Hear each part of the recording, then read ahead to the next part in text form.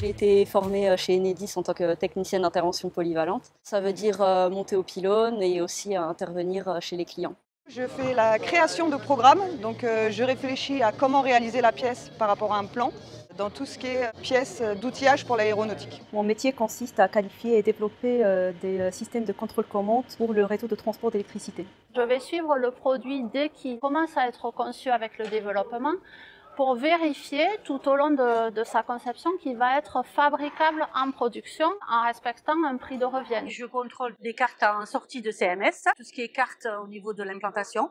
Et après, donc, en finition, au niveau de la soudure, je fais le contrôle final.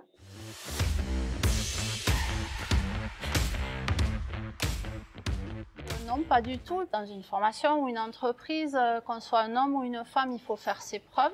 J'ai déjà eu des commentaires, pas forcément de façon négative, mais parce qu'ils ne savaient pas que des femmes peuvent faire ce type de métier. Le jour de mon entretien d'embauche, il y a quelqu'un qui m'a dit tout simplement que le fait d'être une femme qui veut venir faire ce travail-là était un gage de volonté et de qualité, puisque c'est la voie qu'on a choisie et qu'on s'est tenu pour y accéder.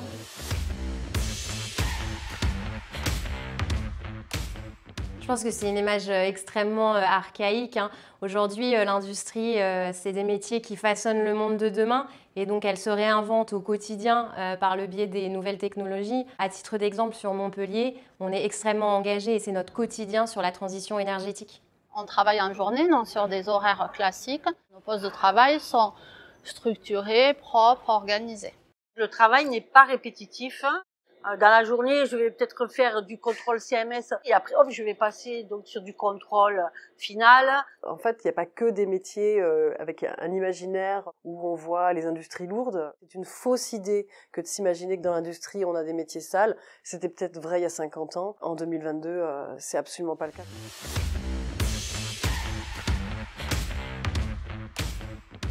Les femmes peuvent tout à fait avoir une carrière riche et une vie de famille épanouie. Personnellement, j'ai pu trouver un équilibre entre ma vie personnelle et professionnelle. Les équipes permettent effectivement une rotation et donc des remplacements. C'est beaucoup plus souple, il me semble, dans nos industries que peut-être dans certains domaines de toutes petites entreprises. Je suis moi-même maman de jumeaux qui ont aujourd'hui 16 ans.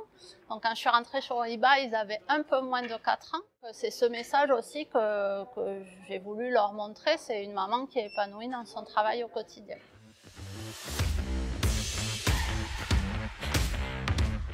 J'ai envie de dire aux femmes à oser. La problématique de certaines jeunes filles, c'est qu'elles n'ont pas forcément toujours confiance en elles pour se lancer aussi facilement qu'un garçon le ferait de manière insouciante parfois. Je leur dirais tout d'abord qu'on a besoin d'elles, qu'on les attend. Allez-y, il y a de la place et foncez quoi. Mesdemoiselles, mesdames, rejoignez l'industrie.